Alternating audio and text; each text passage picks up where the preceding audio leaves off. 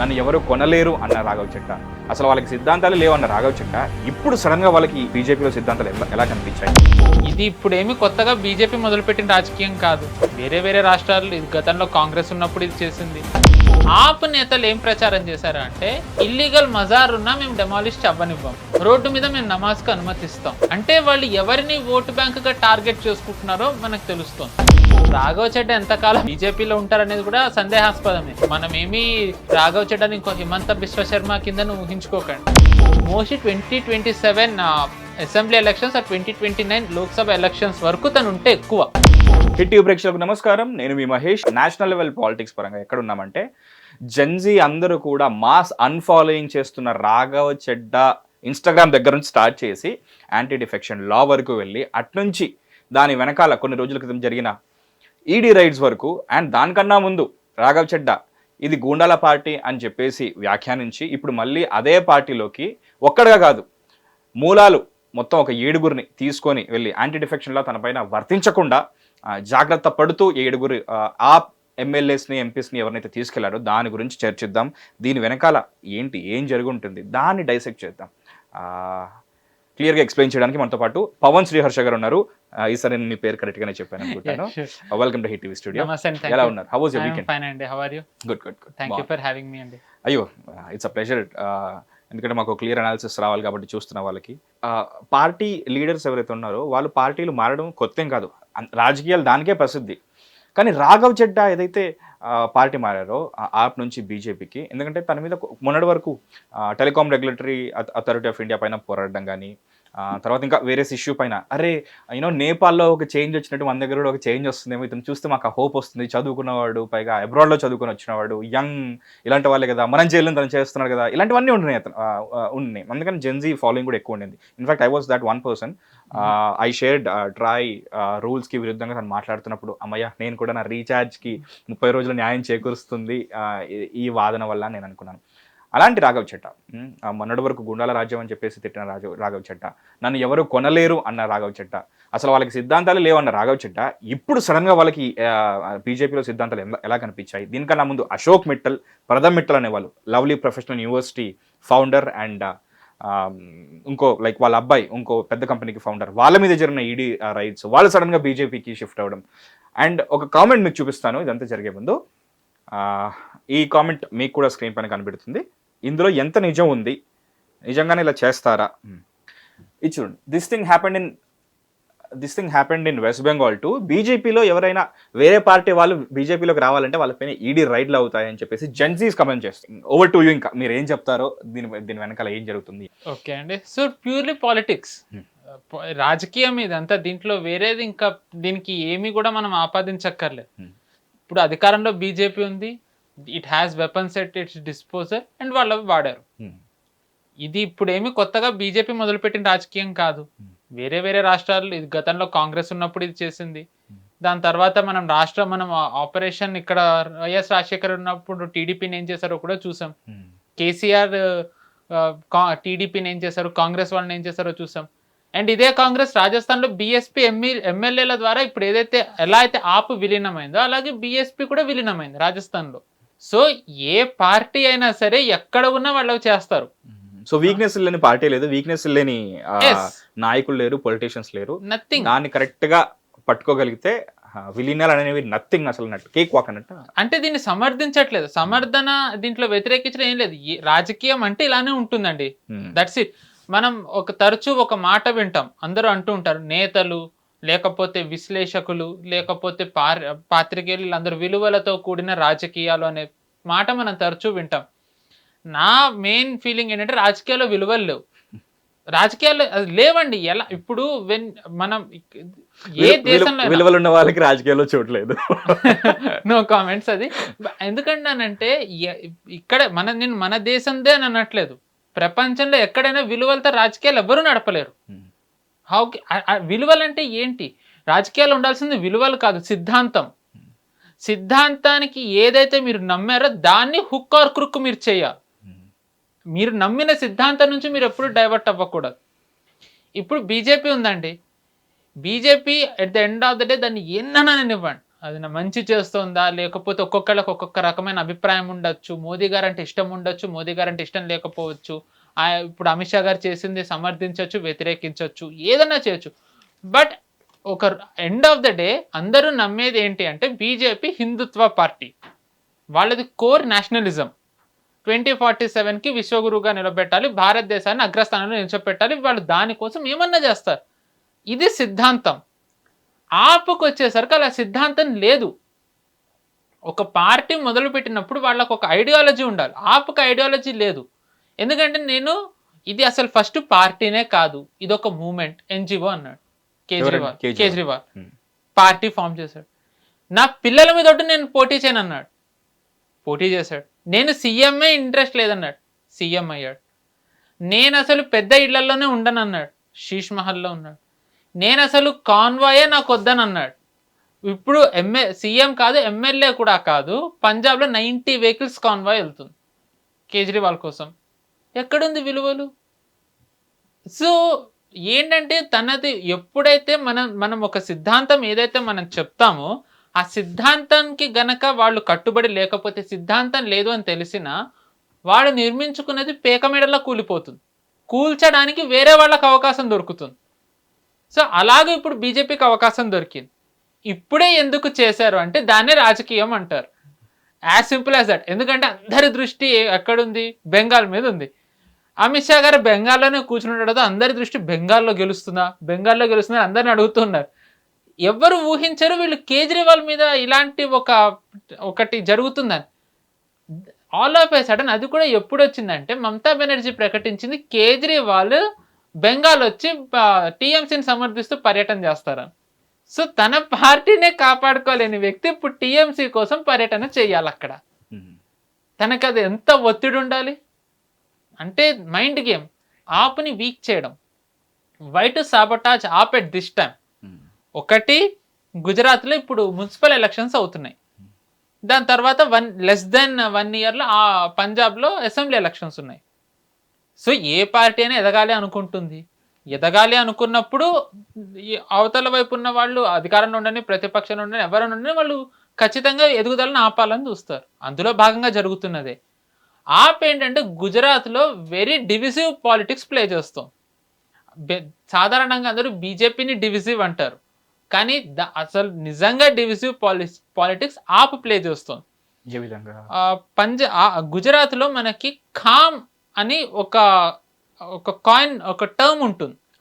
ఖామ్, KHAM, క్షత్రియ, దాని తర్వాత దళిత్, హెచ్ని వాళ్ళ హరిజన్, దాని తర్వాత ఆదివాసీ, ముస్లిం. ఇది ఖామ్ వర్గం అంటారు. వీళ్ళని ఒక ఓటు బ్యాంక్ కింద చేసుకుని గెలవాలి అనేది కాంగ్రెస్ది ఒక ఆలోచన. మనం చూస్తాం ఉత్తరప్రదేశ్లో కూడా పీడీ అంటారు, పిచిడా, దళిత్, ఆదివాసీ. కర్ణాటకలో కూడా ఉంటుంది అహిందా, ఇలాగే హరిజన్, ఆదివాసీ, ముస్లిమ్స్, దళిత్, ఇలా. సో ఇలాంటిదే ఆప్ అక్కడ ప్లే చేస్తుంది. సో వాళ్ళది ఒక సామాజిక వర్గం క్రియేట్ చేసుకోవడం తప్పు కాదు, వాళ్ళ ఓటు బ్యాంక్. కానీ వాళ్ళది క్రియేట్ చేసుకోవడం కోసం వాళ్ళు ఎలాంటి రాజకీయాలు చేస్తున్నారు అంటే, ఇప్పుడు ఉదాహరణకు బిఎంసీ ఎన్నికలు జరిగాయి మనకు కొన్ని నెలల క్రితం. బీజేపీ ఏమంది, మమ్మల్ని గెలిపించినట్టయితే మేము 6 మున్సిపల్ షెడ్ కడతాము, మేము ఇంకా ఇక్కడ రోడ్లు వేస్తాము, క్లీన్ చేస్తాము, వాటర్ పాండ్స్ కడతాము, పార్క్ కడతాము, వగేరా వగేరా ఎక్సెట్రా ఎక్సెట్రా. జనరల్గా ఏ పార్టీ అయినా ఇది అంటుంది మున్సిపల్ ఎలక్షన్స్ అంటే. ఆప్ నేతలు ఏం ప్రచారం చేశారు అంటే, ఇల్లీగల్ మజార్ ఉన్నా మేము డెమాలిష్ అవ్వనివ్వం, రోడ్డు మీద మేము నమాజ్కి అనుమతిస్తాం. అంటే వాళ్ళు ఎవరిని ఓటు బ్యాంకుగా టార్గెట్ చేసుకుంటున్నారో మనకు తెలుస్తుంది.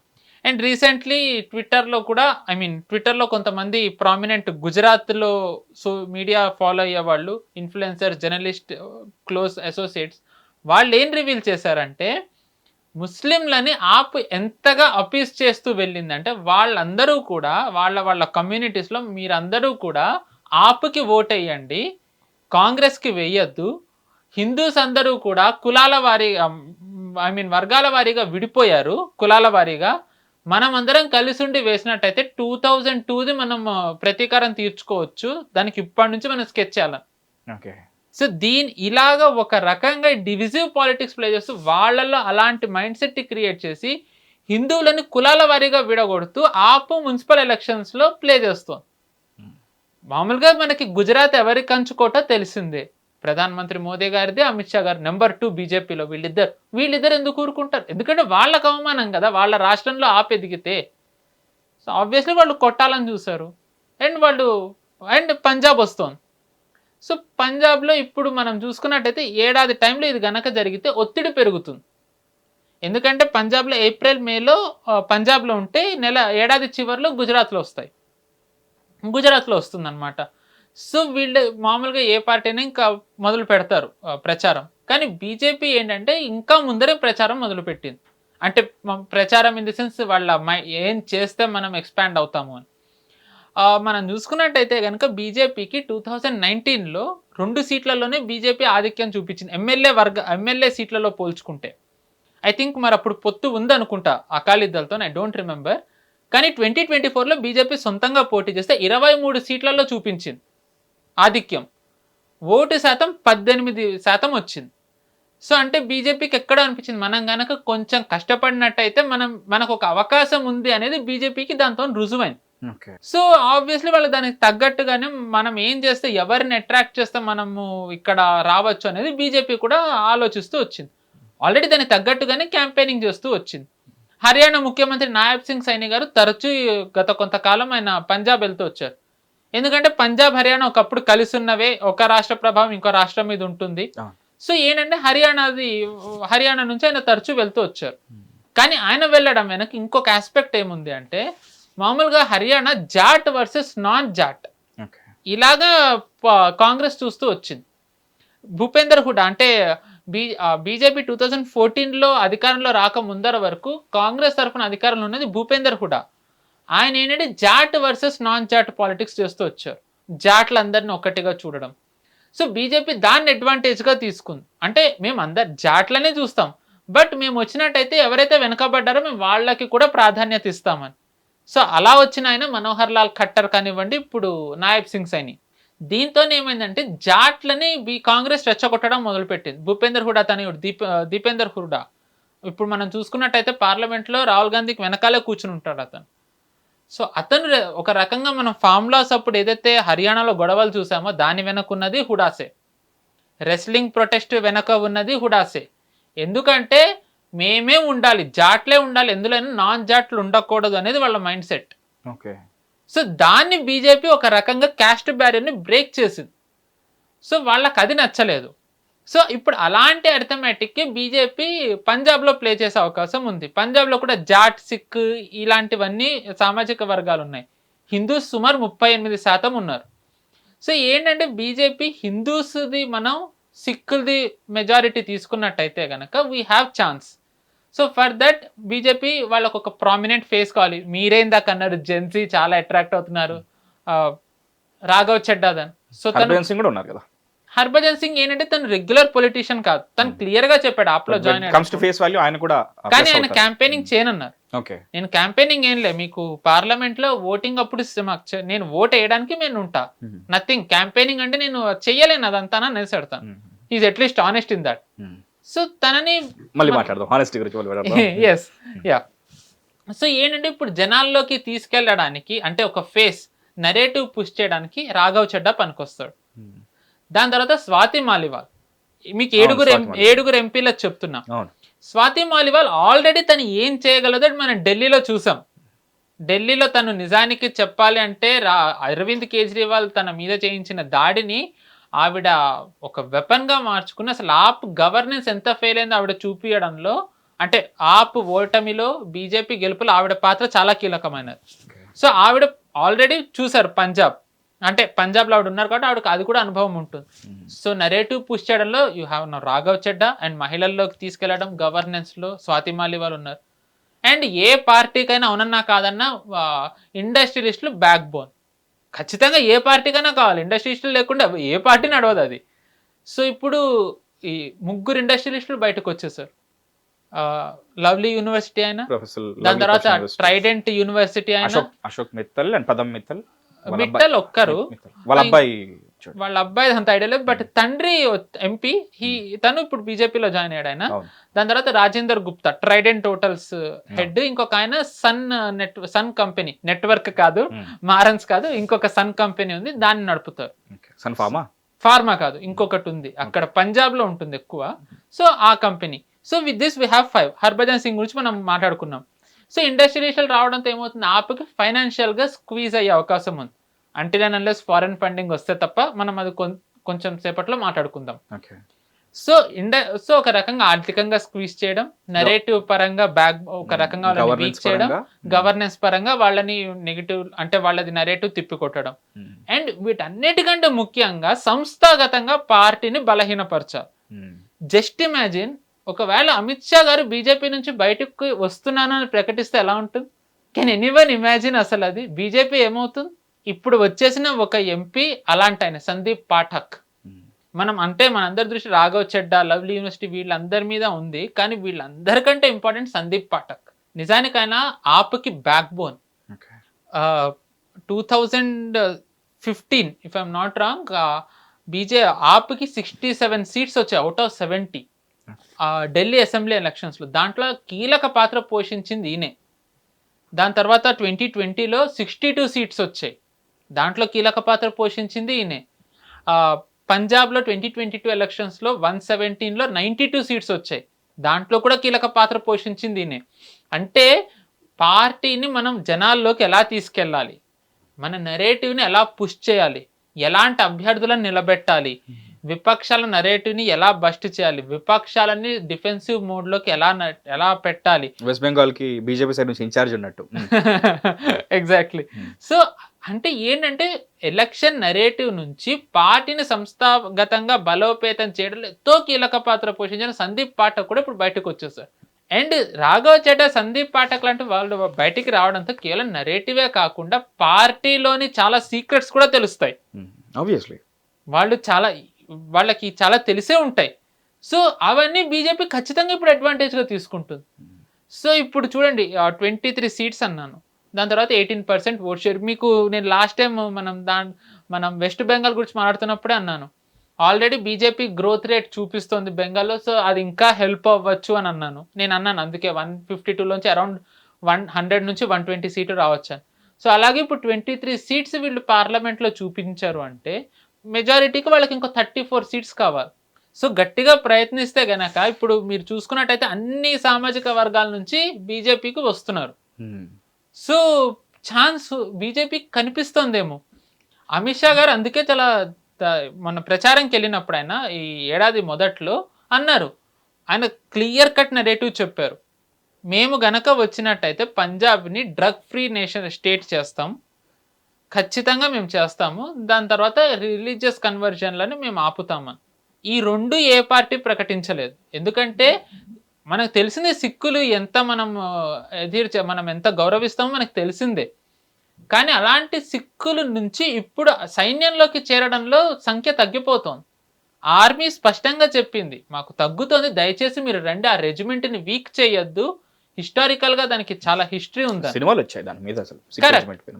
సో కేసరి, అక్షయ్ కుమార్ కేసరి కూడా. సో మీరు దాన్ని వీక్ చేయకండి, దయచేసి రండి అని. ఎందుకు రావట్లేదు? జనాలని డ్రగ్స్కి ఎడిక్ట్ చేసేసారు.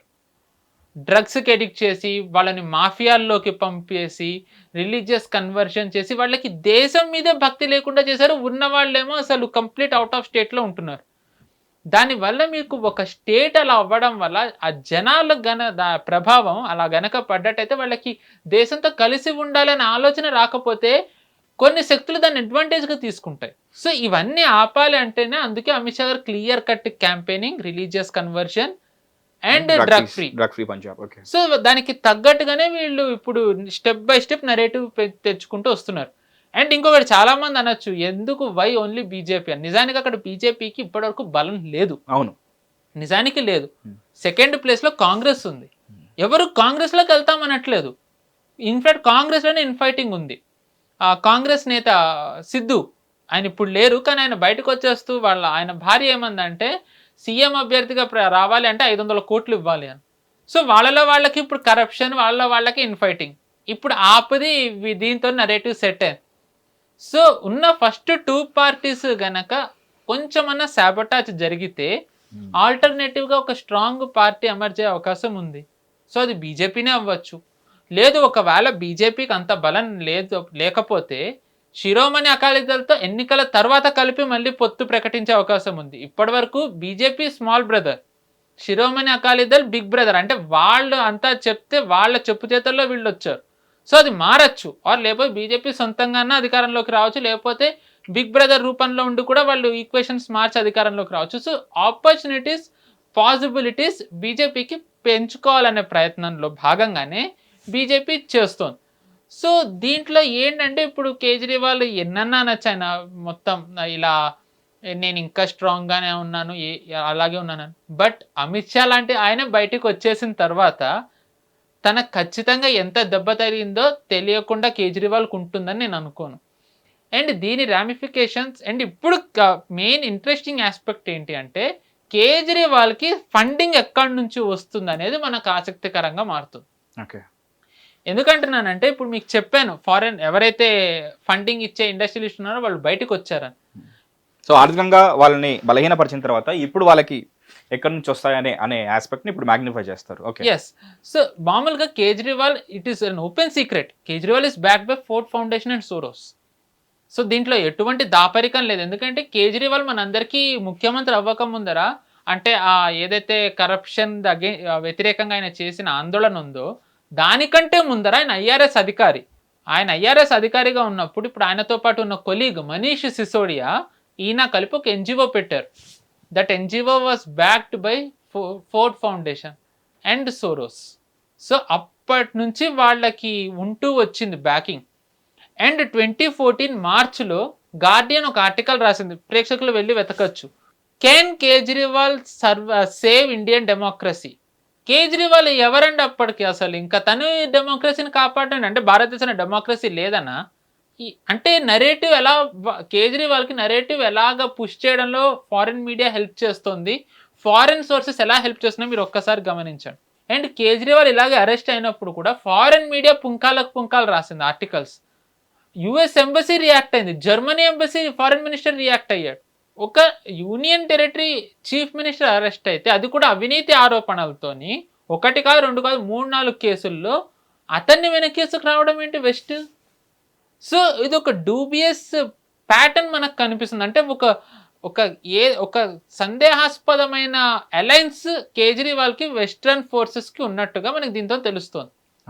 అండ్ ఇది ఎలాగా మనకి ఇంకా ప్రూవ్ అవుతుంది అంటే మనకు తెలిసింది సిఏఏ యాక్చువల్గా సిటిజన్షిప్ ఇచ్చేది, కానీ సిఏఏ ద్వారా సిటిజన్షిప్ పోతుందనే నెరేటివ్ పుష్ చేయడంతో షహీన్బాగ్ గొడవలు మనం చూసాం. ఆ షహీన్బాగ్ గొడవలు అప్పుడు వాళ్ళకి సహాయం చేసిన వాళ్ళలో ఆప్ నేతలు కూడా ఉన్నారు, తాహిర్ హుసేన్ ఇలాంటి వాళ్ళందరూ అరెస్ట్ అయ్యి ఉన్నారు. తర్వాత ఫామ్ లాస్ ప్రొటెస్ట్ అయినప్పుడు కూడా ఆప్ ఎలా సహకరించిందో మనం చూసాం. సో జస్ట్ ఇమాజిన్ ఇప్పుడు ఎన్నికల ముందర ఆప్ మళ్ళీ ఫార్మర్స్ని ఎలా రెచ్చగొట్టచ్చో మనకి తెలియదు ఇంకా. అండ్ ఈ ఫార్మర్స్ది వీళ్ళు యాక్చువల్గా వచ్చే బిల్లును ఆపడం ద్వారా ఫార్మర్స్ గ్రోత్ ఆగిపోయింది. ఫార్మర్స్కి ఏదైతే బీజేపీ మంచి అంటే ఇప్పుడు మనం చూస్తాం రైతులకి వాళ్ళదేదో అంటారు, వాళ్ళకి పండించిన దానికి గిట్టుబాటు ధర రావటం లేదు, మద్దతు ధర రావటం లేదు, వాళ్ళకి స్టోరేజ్ ఫెసిలిటీస్ లేవు. ఇలాంటివన్నిటికీ ఆల్టర్నేటివ్ ఏదైతే తెచ్చారో కేవలం పంజాబ్లోని మిడిల్ మెన్ కి ప్రాబ్లం అవుతుంది. హిట్ టీవీ యాప్, ఇందులో short news, live news, entertainment shows, movies, digital magazines తో పాటు మీ జిల్లా వార్తలను కూడా ఫ్రీగా చూడొచ్చు. ఇంకెందుకు ఆలస్యం, వెంటనే హిట్ టీవీ యాప్ ని డౌన్లోడ్ చేసుకుని ఫ్రీగా ఎంటర్టైన్మెంట్ పొందండి. Hit TV app, hit TV app, please download hit TV app. Hit TV app ని ఫ్రీగా డౌన్లోడ్ చేసుకుని ఎంజాయ్ చేయండి. మీకు నచ్చిన ఎంటర్టైన్మెంట్ కోసం హిట్ టీవీ యాప్ ని ఫ్రీగా డౌన్లోడ్ చేసుకుని ఎంజాయ్ చేయండి. హిట్ టీవీ యాప్ ని డౌన్లోడ్ చేసుకుని ఆస్వాదించండి, ఆశీర్వదించండి. ఇంతమంది సెలబ్రిటీలు హిట్ టీవీ యాప్ ని డౌన్లోడ్ చేసుకోండి అని చెప్తున్నారంటే ఎంత మంచి యాప్ ఆలోచించండి. అమెరికా అమెరికా అమెరికా అమెరికాలో చదవాలనుకునే వాళ్ళకి విశ్వసనీయమైన పేరు మన శౌర్య కన్సల్టెన్సీ. UK లో 1 year masters, UK లో 1 year masters, 2 years work permit up to 5 years visa. Contact Saurya Consultancy. Contact 89851 89851.